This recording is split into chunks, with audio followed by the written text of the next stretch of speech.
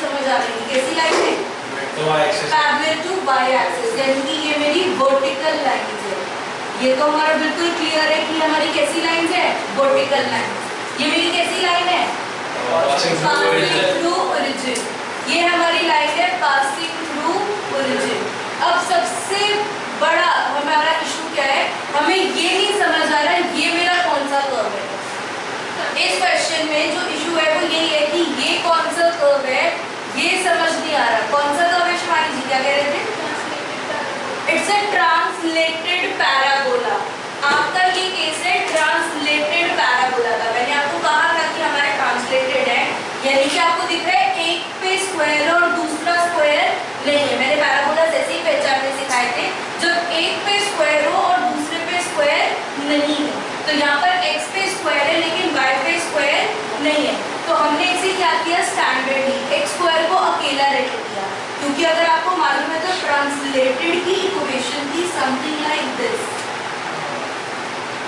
जो translated parabola की equation थी वो ये थी कि जो x स्क्वायर है वो अकेला रहना चाहिए। तो हमने यहाँ पर x स्क्वायर को अकेला रहने दिया, y के साथ ले गए।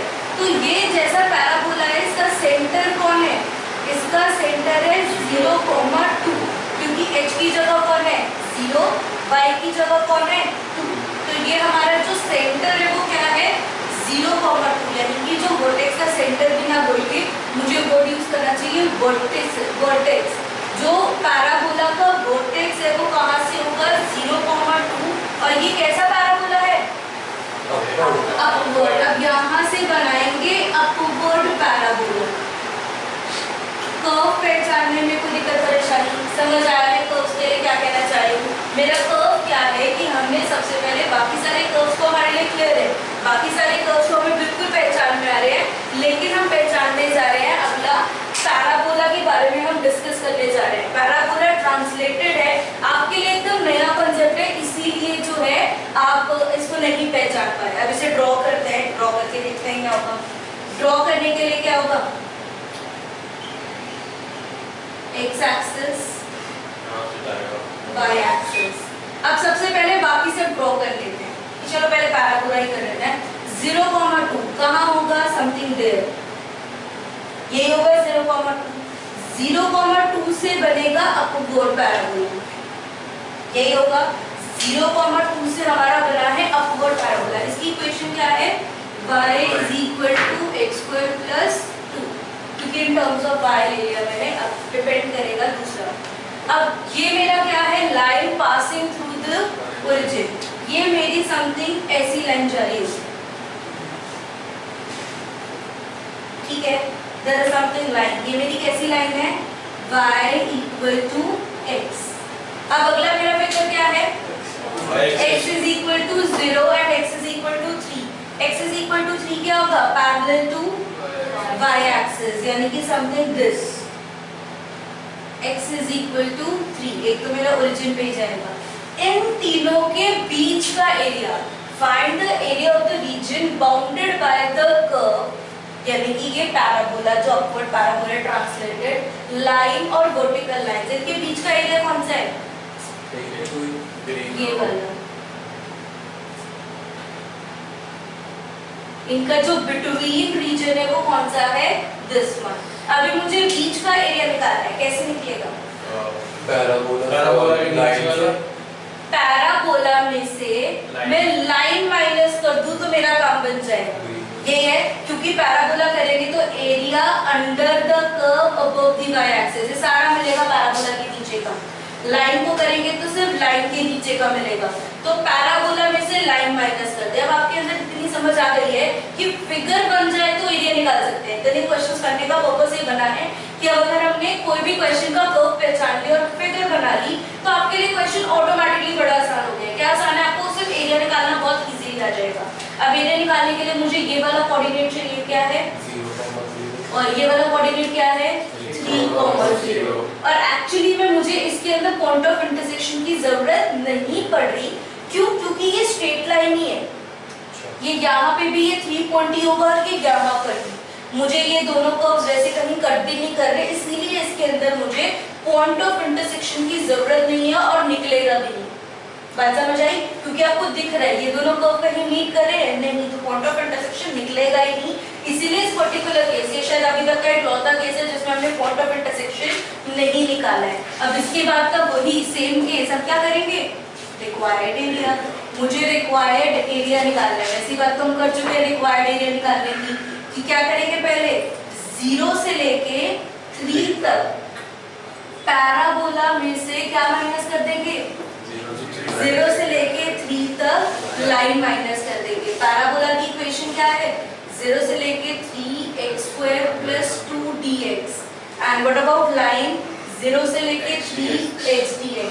अब इसके आगे तो मेरे ख्याल से कोई इशू ही नहीं है, क्या करना है, कैलकुलेशंस करनी है।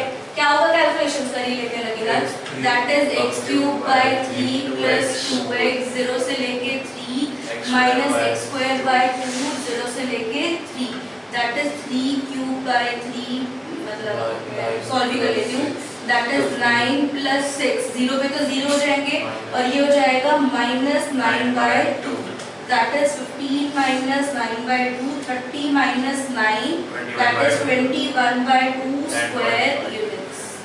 10.5 देना है, यहीं पे छोड़ना है, ये थोड़ा बहुत आपके लिए चल जाएगा। कोई दिक्कत परेशानी? मैंने आपको जो ट्रांसलेटेड पैराबोलास करवाए थे तभी मैंने कहा था एनसीईआरटी ने 1 से 2 क्वेश्चन ट्रांसलेटेड पैराबोलास के दे दिए। अगर उन्होंने कांसेप्ट समझा दिया दैट मींस आपको किसी भी तरीके का दे सकते हैं, तो ये वन ऑफ द क्राइटेरिया है। पैराबोला पहचानने में कोई दिक्कत? पक्का श्योर? नोट कीजिए फटाफट। क्वेश्चन 1 में भी point of intersection, question number 1 तो अलोंग वाई एक्सिस बन रहा है क्योंकि it's upward parabola. Question number 1 जो है वो आपका जो सर्कल है वो तो सेंटर ओरिजिन है एंड इट्स अ 3/2 एंड जो पैराबोला है वो अपवर्ड पैराबोला है और उन्होंने वर्ड यूज कर दिया क्या, इंटीरियर।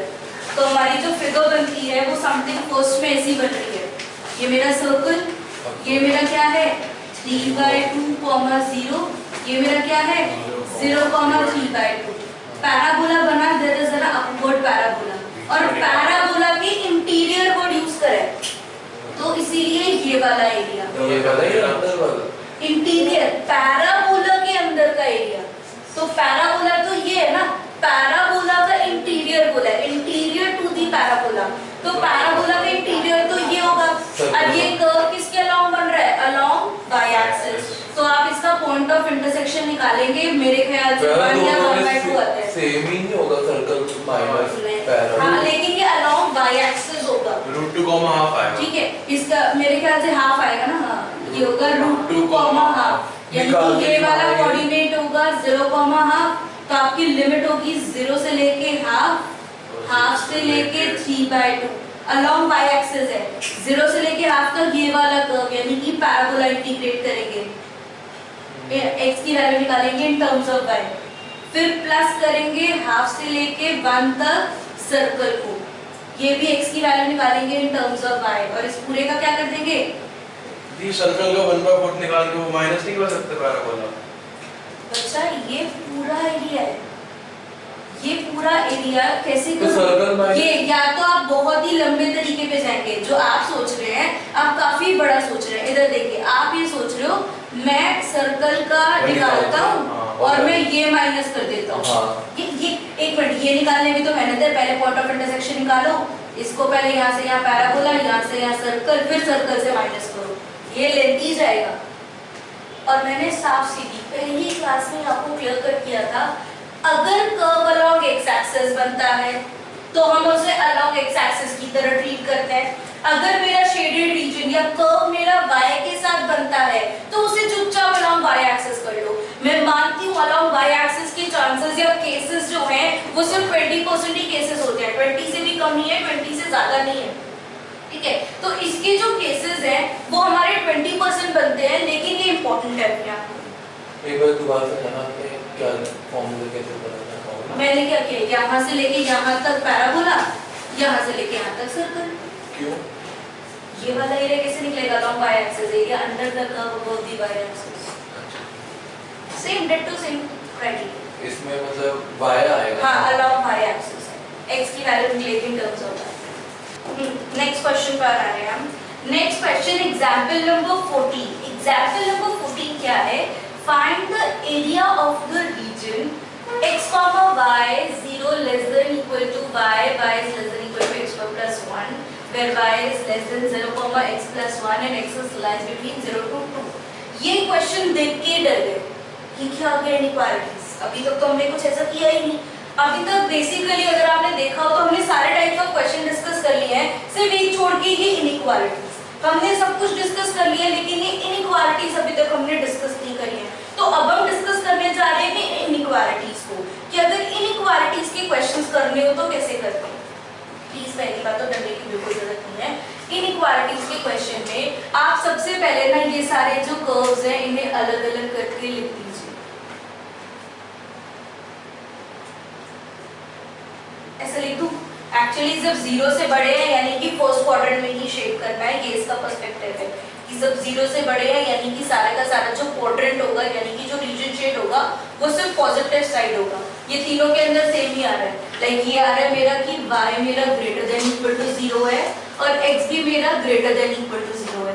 इसका मतलब क्या होता है, जो भी रीजन होगा वो सिर्फ फर्स्ट क्वाड्रेंट के अंदर होगा। कोई दिक्कत? क्लियर है? अभी मैंने कर्व्स तो पहचान ली, अब इनइक्वालिटी कर्व में भी मुझे परेशान कर रही है, तो फिलहाल के लिए क्या करते हैं, इनइक्वालिटी को हटा देते हैं, सिर्फ इस कर्व के बारे में बात करते हैं। ये मेरा कर्व तो क्लियर है, कैसा है? वर्टिकल लाइन यानी कि पैरेलल टू y एक्सिस। ये मेरी लाइन है। ये मेरा कैसा कर्व है? क्या है ये? Translated parabola. अब आपको बहुत क्लियर है कि x का स्क्वायर है, तो ये जो ट्रांसलेटेड पैराबोला का वर्टेक्स है वो क्या है? 0,1 और पैराबोला कैसा है? It's a upward parabola. ये सारी डिटेल्स जो हम लिख रहे हैं ये सिर्फ हम अपने लिए लिख रहे हैं कि हमें पता चल जाए कि हम क्या करने वाले हैं, किसी के लिए नहीं। ये मत कहना कि मैम ने नंबर नहीं दिए तो क्या हो गया, नहीं दिए, हम सिर्फ अपनी तसल्ली के लिए लिख रहे हैं। x0 तो y1, y0 तो x-1, ठीक है, क्योंकि ये कोई पर्टिकुलर लाइन तो थी। अब ये सब पता करने के बाद मुझे क्या करना है, ग्राफ ड्रॉ करना है, रफ स्केच ड्रॉ करना है। चलिए रफ स्केच ड्रॉ करने की कोशिश करते हैं, देखते हैं कैसा बनेगा। यहाँ तक कि आपको 1 मार्क यानी कि 1 से 2 मार्क वो depend on teacher to teacher and board की वेटेज के अकॉर्डिंगली होता है कि कैसा रहेगा। ये है।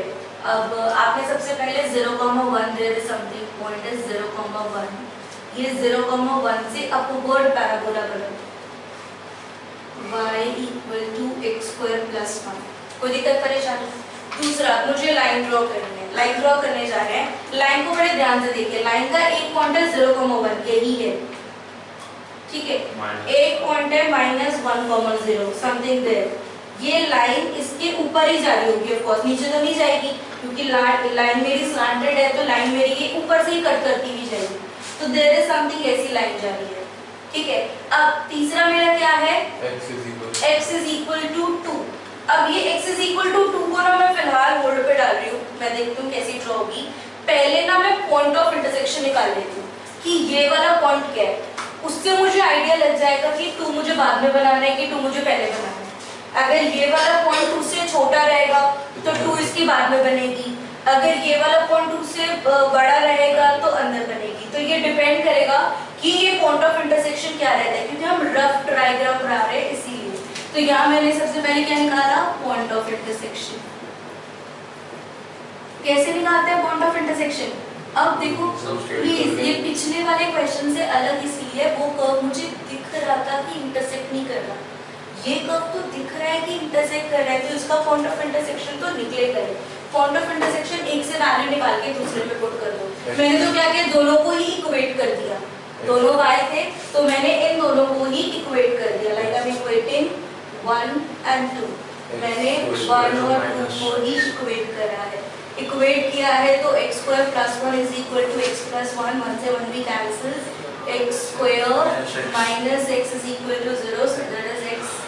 तो आपका एक x है 0 और x कितना है 1, x 1 है तो y कितना है 1 और x1 है तो y कितना है 2। तो आपका एक पॉइंट ऑफ इंटरसेक्शन है 0,1, एक पॉइंट ऑफ इंटरसेक्शन है 1,2। दैट मींस ये क्लियर है, ये वाला पॉइंट है 0,1 और ये वाला पॉइंट क्या है 1,2। तो दैट मींस ये जो x एक्सिस का पॉइंट है ये है 1,0, ठीक है, यानी कि 2 इसके बाद में ही बनेगा। मुझे तो यही चेक करना था ना कि जो मेरी 2 की लाइन है वो कहाँ बनेगी। 2 की लाइन समथिंग आगे ही बनेगी, तो लाइन एक्सटेंड कर दी, इसे भी एक्सटेंड कर दिया। x इज इक्वल टू 2 मेरा कहाँ बनेगा, देयर इज समथिंग, ये पॉइंट क्या होगा 2, यहाँ तक कोई दिक्कत परेशानी। उन्होंने मुझे क्या बोला है, अब एरिया डिसाइड करना। यहाँ पर बिटवीन वर्ड तो यूज नहीं किया, कोई बिटवीन वर्ड यूज नहीं है, तो मुझे क्या मालूम चल रहा है कौन सा एरिया निकालना है, कुछ क्लियर कट नहीं है कि कौन सा एरिया निकालना है। इनइक्वालिटी है, तो इनइक्वालिटी में हम करते हैं ओरिजिन टेस्ट।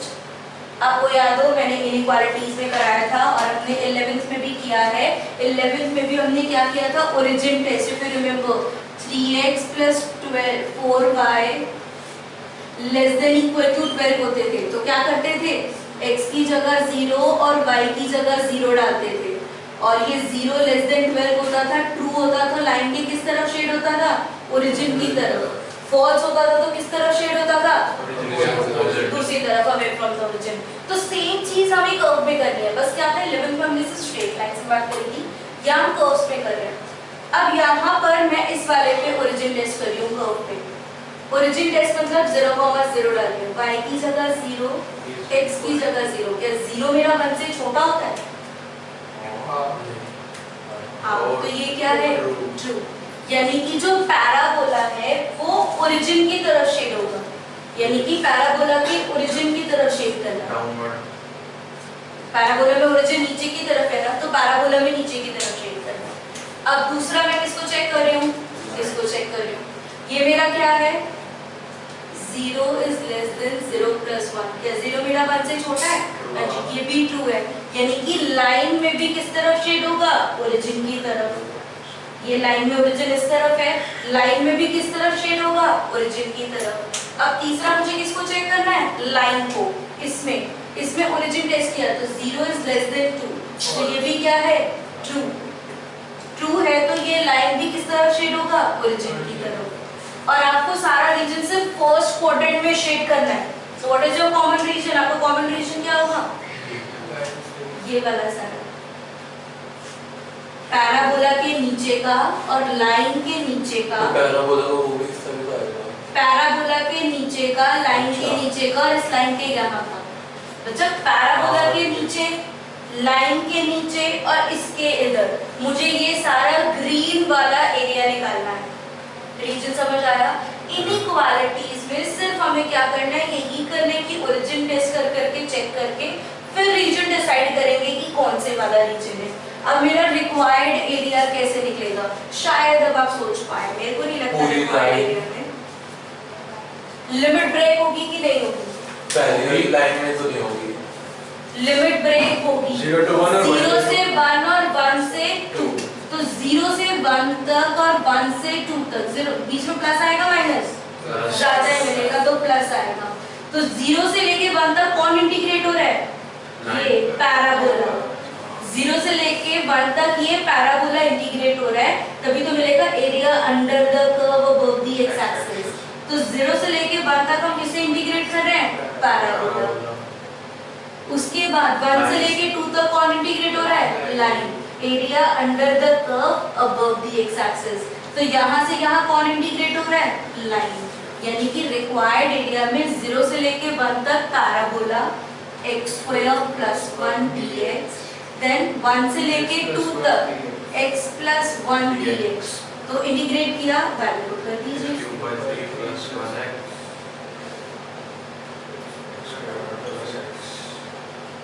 तो सिंपलीफाई किया तो it's 1/3 + 1, 0 पे तो ये 0 हो गया, ये हो गया 2 + 2 minus half -1।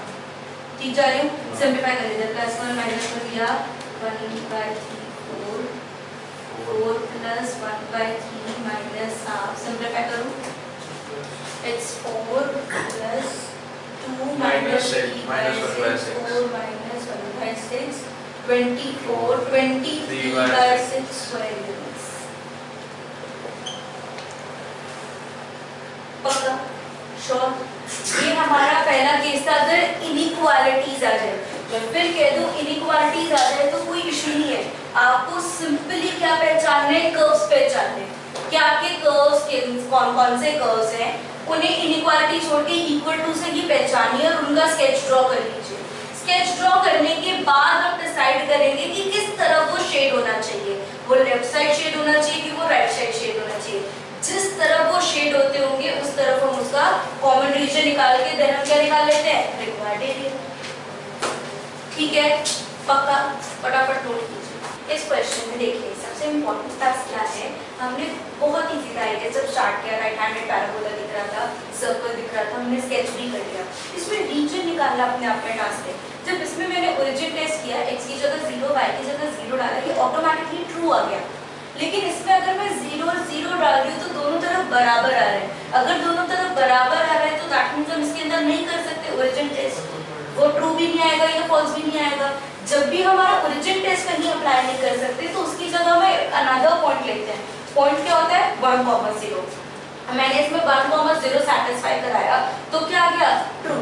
इस कर्व में 1, 0 समथिंग इधर होगा, इस तरफ का पॉइंट ट्रू है, इसलिए पैराबोला की कहाँ शेड होगा, अंदर।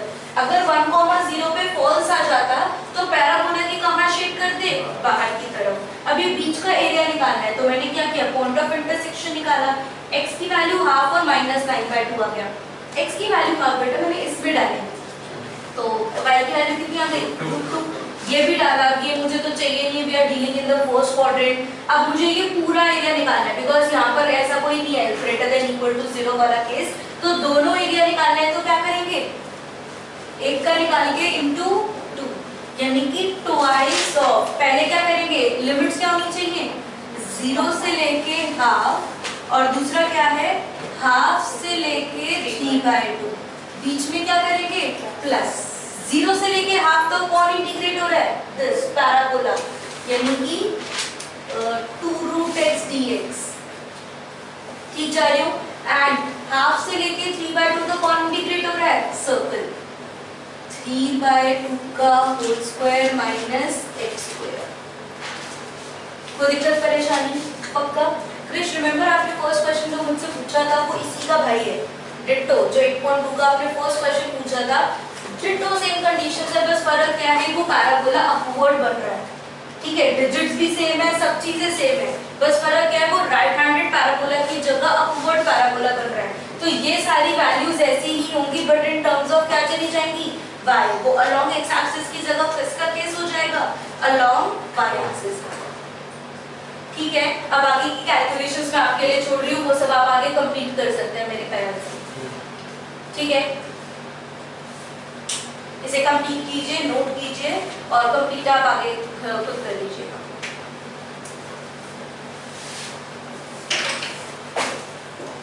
अब जब मैं इस क्वेश्चन को डिस्कस कर रही हूँ, इसकी भी मैं अब सिर्फ फिगर डिस्कस कर रही हूँ, पूरा क्वेश्चन नहीं। आपकी एक बार अगर हमने फिगर मेंटेन कर ली, फिगर बना ली तो रिक्वायर्ड एरिया तो इजी हो जाता है। हम सिर्फ फिगर के बारे में डिस्कस कर रहे हैं।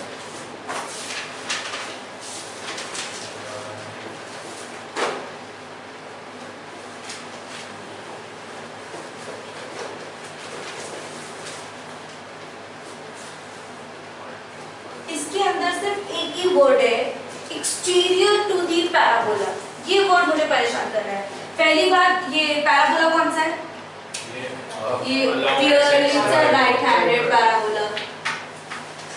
ये मेरा क्या है, सर्कल जिसका सेंटर क्या है, ओरिजिन। अगर मैं इसका स्केच करूं तो मेरा सर्कल बना, सर्कल का रेडियस था 4,0 and this one is 0,4। Right handed parabola बना समथिंग दिस। मुझे बोल रहे हैं circle and exterior to the parabola, यानी कि मुझे ये वाला एरिया निकालना है।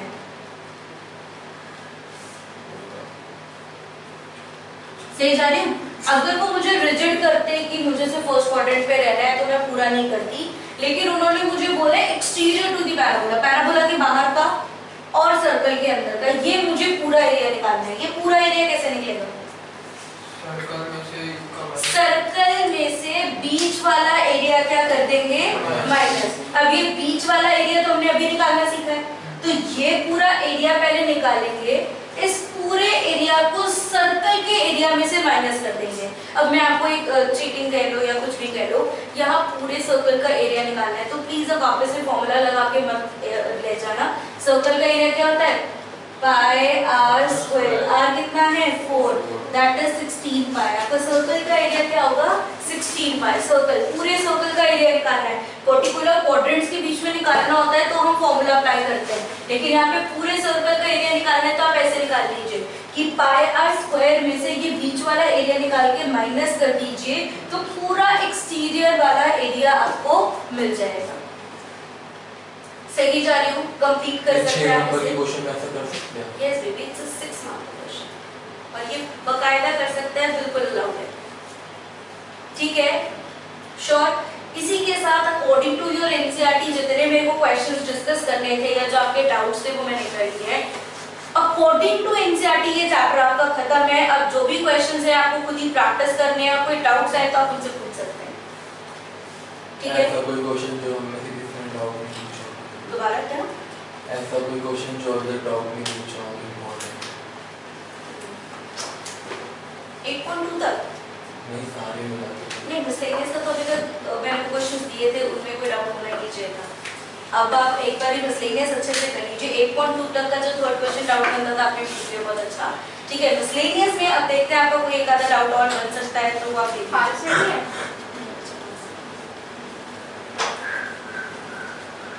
ठीक है, नोट करिए फटाफट। अब 2-3 क्वेश्चंस और ले लें, वो डिस्कस करें। हम क्वेश्चन डिस्कस करने जा रहे हैं। क्वेश्चन है हमारा, using integration find the area of the reason bounded by the curves y equal to mod x plus 1 plus 1, x is equal to minus 3, x is equal to 3 and y equal to 0। ये मुझे curves दे रखे हैं। अब इन curves के बारे में अगर मैं बात करूं तो ये दोनों कर्व तो मुझे क्लियर है कि कैसे हैं? पैरेलल टू y एक्सिस, यानी कि वर्टिकल लाइंस है। पैरेलल टू y एक्सिस है -3 से +3 के बीच में। इसका मतलब क्या है? Parallel to x axis. x axis ही हो गया ना। हाँ, मतलब ये x एक्सिस है बेसिकली। तो ये x एक्सिस के बारे में ही डिस्कस कर रहे हैं कि इसके ऊपर मेरा रीजन रहना चाहिए। ये मेरा कैसा है? मॉड्यूलस है, लेकिन मॉड्यूलस स्टैंडर्ड फॉर्म का मॉड्यूलस तो है नहीं। अगर ये बीच में पीछे ये +1 नहीं होता तो बहुत प्यारा था कि -1 से मैं वी शेप बना देती। ये ट्रांसलेटेड है, पहले ये माइनस आएगा x + 1 पर मोड। अब इस कर्व का सेंटर क्या होगा? -1, ये वही है x के साथ जो है वो h और y के साथ जो है k। अब यानी कि ये इस पॉइंट से क्या बनेगा? V shape. इसका जो ग्राफ है वो कैसा होगा? इस पॉइंट से V शेप बनेगा। बनाने की कोशिश करते हैं। मैं बार बार कह रही हूँ, इतने क्वेश्चन अब हमने डिस्कस कर लिए हैं। अब आपको, अगर आपने क्वेश्चन पढ़ के उसको पहचान लिया और उसका रफ स्केच तक आपने ड्रॉ करने का केस कर लिया, तो मुझे नहीं लगता उसके बाद आपके लिए क्वेश्चन मुश्किल रह जाएगा। अब आपका -1,0 का होगा ये समथिंग यहाँ पे, ये यहाँ से V शेप है। ठीक जा रही हूँ? और लिमिट्स क्या है मेरी? -3 से 3। अगर ये वाला पॉइंट मेरा -1,0 है तो -3 समथिंग दिस और +3 तो समथिंग यहाँ आएगा। ठीक है, ये है x is equal to -3, ये है x is equal to 3। अब आपको इन तीनों के बीच का एरिया निकालना है, तो कौन सा एरिया निकालना है? इनइक्वालिटी तो देनी रहती, reason bounded between this one और दो में ब्रेक कर देंगे ना इसको। यस, इसे क्या करेंगे हम? दो में ब्रेक कर देंगे। ये वाला पॉइंट आपका क्या है? -3,0। ये वाला पॉइंट क्या है? 3,0। तो आपका जो रिक्वायर्ड एरिया होगा, इसके अंदर भी पॉइंट ऑफ इंटरसेक्शन की जरूरत नहीं है। आपका जो रिक्वायर्ड एरिया है वो होगा -3 से -1 एंड -1 से 3। अब -3 से -1 तक ये वाली लाइन, ये क्या है? y equal to -(x + 1 + 1)। Mode के नेगेटिव वाली साइड है तो क्या होगा? -(x + 1 + 1)। -x ही रहेगा। हाँ, को सिंपलीफाई सबको u एंड प्लस करेंगे -1 से 1 में ये पॉजिटिव करेंगे यानी कि x + 1 + 1 dx यानी कि अगर मैं सिंप्लीफाई करूं तो ये सिंप्लीफाई होके क्या आएगा रिक्वायर्ड एरिया -3 से -1 तक -x -1 -x dx एंड ये क्या हो जाएगा +-1 से लेके 3x + 2 dx इंटीग्रेशन कर देते हैं -x² / 2 -3 से -1 + x² / 2 + 2x -1 से 3 लिमिट पुट कर देते हैं ये हो गया -1/2 एंड -9/2 प्लस 9/2 + 6 -1/2 + 2 +9/2 नहीं आएगा +9/2 नहीं आएगा -3 का होल स्क्वायर किया तो प्लस ही तो आया तो फिर माइनस हो अच्छा राइट माइनस प्लस ठीक है अब इन्हें सिंप्लीफाई करते हैं ये हो जाएगा -2 दिस -1/2 ये पूरा क्या हुआ +9 + 8 दैट इज 16 स्क्वायर ठीक है ये अपने स्केच की वजह से कि मॉडुलस का डिफरेंट टाइप ऑफ ग्राफ आ गया इस वजह से ज्यादा फेवरेट है ये रिक्वायर्ड एरिया में -+ क्यों लगाया अच्छा आपने ये माइनस की तरफ वाली है ना ये वाली मॉडुलस की प्लस वाली साइड है ये यहाँ पर एक पॉजिटिव होगा मॉड के अंदर की क्वांटिटी इस वाले एरिया पे पॉजिटिव होगी इस वाली जगह पे नेगेटिव होगी तो इसलिए मॉड के अंदर की क्वांटिटी इधर वाले में है तो नेगेटिव है ठीक है पक्का नोट कीजिए फटाफट ये अब एक मॉड का टिपिकल क्वेश्चन मैंने डिस्कस किया था ताकि अब आपको कोई भी किसी भी तरीके का मॉड आ जाए बाय चांस तब आप उसको अच्छे से डिस्कस कर मतलब आप कर पाओगे ये कैसा सर्कल है इसमें अगर हमने स्क्वायरिंग करी दोनों तरफ तो मुझे पता चला कि ये सर्कल है जिसका सेंटर क्या है 0,0 एंड जिसका रेडियस जो है वो क्या है 2 देन ये वाला सर्कल कैसा है कैसा सर्कल है राइट इसे सबसे पहले जाके x की टर्म्स में कलेक्ट करेंगे प्लीज ये हमने पहले भी क्वेश्चन डिस्कस किया है ये मत कीजिएगा इसके साथ कि ओरिजिन वाला है और दोनों तरफ उसका सेंटर लेके उसको 4 मतलब इसका भी x इग्नोर कर दो दैट इज 2 स्क्वायर x - 2 का whole square plus y² = 2 square ऐसा सर्कल है जिसका सेंटर क्या है 2,0 एंड जिसका रेडियस है वो क्या है 2 अब इन्हें रफ स्केच ड्रॉ करना है कैसा होगा रफ स्केच ड्रॉ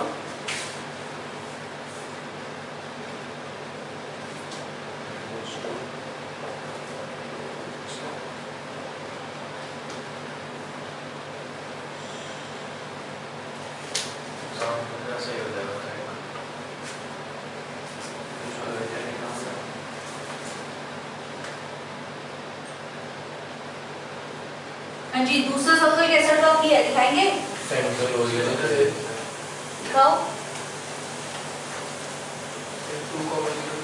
सबको 0 मार्क्स मिल रहे हैं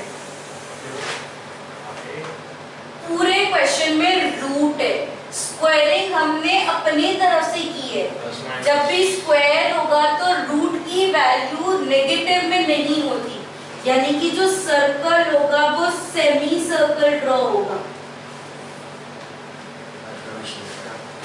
मैंने आपको याद कीजिए जब कर्व्स पढ़ाए थे फिर रिमेंबर y = √x स्क्वायरिंग करते हैं तो पता चलता है कि वो राइट हैंडेड पैराबोला है लेकिन रूट की वैल्यू नेगेटिव नहीं होती इसलिए हमने सिर्फ फर्स्ट क्वाड्रेंट में ही उसे ड्रॉ किया था तो सेम फर्दर हमने स्क्वायरिंग करके खुद से चेक किया है कि ये मेरा कौन सा है सर्कल है लेकिन सर्कल कभी भी नेगेटिव में तो नहीं होता रूट की वैल्यू इसीलिए ये सर्कल नहीं ये सेमी सर्कल है ठीक है बिकॉज ऑफ इसमें रूट लगा था इसीलिए ये सर्कल नहीं है ये सेमी सर्कल है सिर्फ यही रीजन था मुझे ये क्वेश्चन आपको करवाने का कि रूट आ जाए तो हम कैसा करते हैं रूट की वैल्यू नेगेटिव में कभी नहीं होती वो कर्व कभी भी नीचे की तरफ ड्रॉ नहीं होगा तो आपका रिक्वायर्ड एरिया क्या है अब दिस अब इस रिक्वायर्ड एरिया को कैसे निकालना है ये तो आपको आता है कैसे निकालेंगे? सबसे पहले पॉइंट ऑफ इंटरसेक्शन निकालेंगे, फिर पॉइंट ऑफ इंटरसेक्शन से यहाँ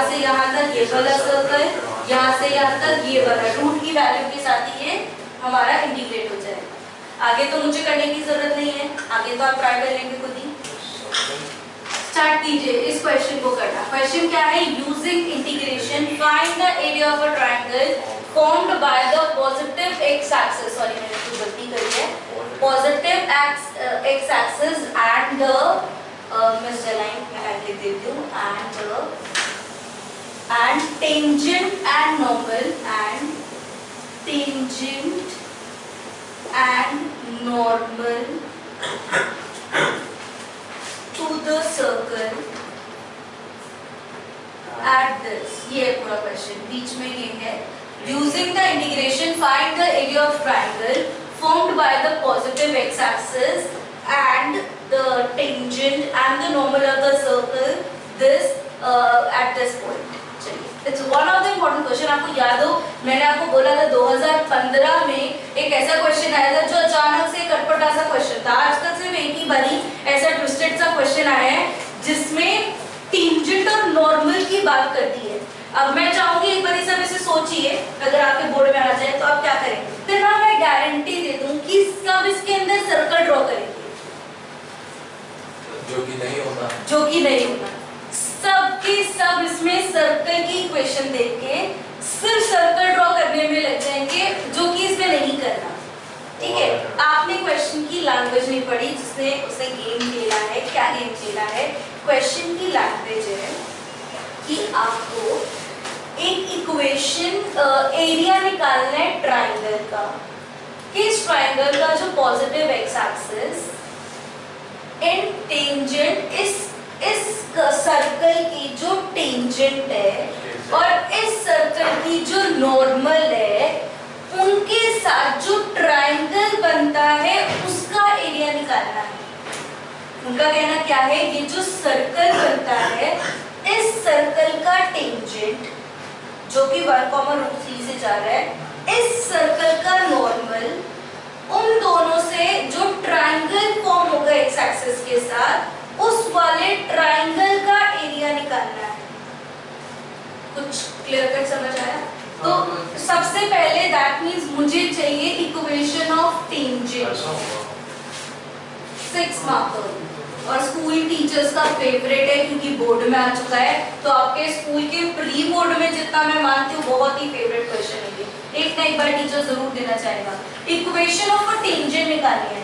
इक्वेशन ऑफ अ टेंजेंट कैसे निकलते हैं? पहले क्या निकलेगा? Slope of tangent. Slope of tangent कैसे निकलता है? टेंजेंट नॉर्मल रिवाइज हो रहा है साथ के साथ। स्लोप ऑफ टेंजेंट क्या होता है? dy/dx। अब इसका जब हमने डेरिवेटिव किया अपने सर्कल का, that is 2x + 2y dy/dx = 0। So what do you mean by dy/dx? कितना आया? -x/y। और आपका पॉइंट कितना है? ऑलरेडी गिवन है 1/√3, दैट इज -1/√3। ये आपका क्या है? Slope of tangent. Equation of tangent is y - y1 = m x - x1। Simplify किया, y - √3 = x - √3 + 1/√3। ठीक जा रही हूँ? अब इसे सिंप्लीफाई कर दिया, y = -x/√3 + 1/√3 + √3। सिंप्लीफाई कीजिए, कितना है? 4/√3 √3, दैट इज -x + 4/√3। ये आपकी किसकी वैल्यू आ गई? Equation of a tangent. ठीक जा रही हूँ? Equation of tangent. आप इसे और सिंप्लीफाई कर लीजिए, दैट इज x + √3y = 4। ये आपकी क्या है? Equation of tangent. अब आपको दूसरा क्या निकालना है? Equation of normal. Equation of normal के लिए बात करते हैं। Equation of normal. Equation of normal के लिए सबसे पहले स्लोप के बारे में बात करते हैं। इसका स्लोप क्या होता है? स्लोप ऑफ नॉर्मल क्या होता है? Slope of normal -1/, slope of tangent. देखो इतने प्यारे थे, एक ही क्वेश्चन में 6 मार्क पे टेंजेंट नॉर्मल भी है और एक ही क्वेश्चन में AY भी है। It's one of the ट्रिकीएस्ट question. मतलब मुझे काफी पसंद आया था जब ये क्वेश्चन आया था पेपर में, कि क्या मतलब बोर्ड में आकर उन्होंने गेम खेली है। बच्चा कभी एक्सपेक्टेड भी नहीं करके जाता कि ऐसा कुछ ब्लंडर आ सकता है उसके पेपर में। अब इक्वेशन निकाली, y minus y1 is equal to mx minus x1, y minus root 3 is equal to root 3x minus root 3, ये दोनों कैंसिल हुए, y is equal to root 3x। ये आपकी इक्वेशन ऑफ टेंजेंट है और वो आपकी इक्वेशन ऑफ नॉर्मल है। जरा इन्हें ड्रॉ करते हैं अब, ठीक है। इन्हें जब मैंने ड्रॉ किया, आप चाहें तो आप सर्कल ड्रॉ कर सकते हैं, वैसे मुझे जरूरत नहीं है, लेकिन वो सर्कल का टेंजेंट है तो आप चाहें तो सर्कल का टेंजेंट की तरह ड्रॉ कर सकते हैं। ये मेरा सर्कल है जो है 2,0।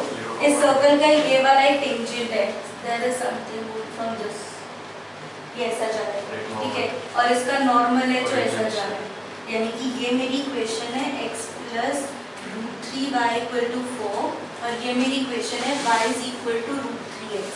मुझे निकालना है एरिया ऑफ ट्राइंगल।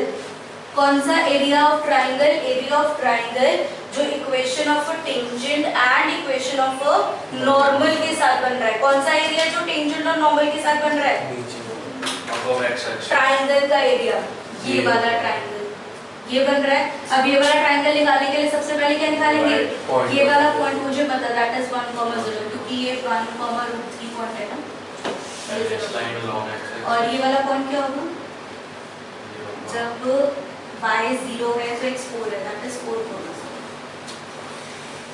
अब आपको ये वाले ट्राइंगल का एरिया निकालना है। नाम दे देती हूँ मैं ABC और इस को D दे दिया।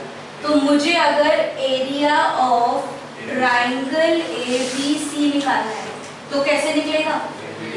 मतलब सब लिमिट्स क्या होंगी? 0 से लेके 1 तक मैं BA को इंटीग्रेट करूंगी, प्लस 1 से लेके 4 तक मैं इस AC को इंटीग्रेट करूंगी, ठीक है। BA की इक्वेशन क्या है मेरे पास? ये √3x और AC की इक्वेशन क्या है? ये y की वैल्यू निकाली है, ये थी ना y की value, that is 4 minus x upon में √3। दोनों का इंटीग्रेट कीजिए, यू गॉट आंसर। अब इंटीग्रेट तो करने की जरूरत नहीं, ठीक है। ये अपने आप में पहला और ट्रिकी क्वेश्चन था जो हमारे एग्जाम में आया था, टेंजेंट नॉर्मल के साथ यूज होना। इसलिए मैं कहूँगी सर्कल देख के सीधा सर्कल बनाने की कोशिश मत कीजिए, उसे समझिए कि वो लैंग्वेज में क्या कहना चाहते हैं, ठीक है। वैसे तो ऐसे मैं जितने मुझे क्वेश्चंस कराए जाऊँ खत्म होने की बात नहीं है, लेकिन जितने मुझे ट्रिकी क्वेश्चंस आपके साथ डिस्कस करने थे अभी के लिए वो मैंने डिस्कस कर लिया।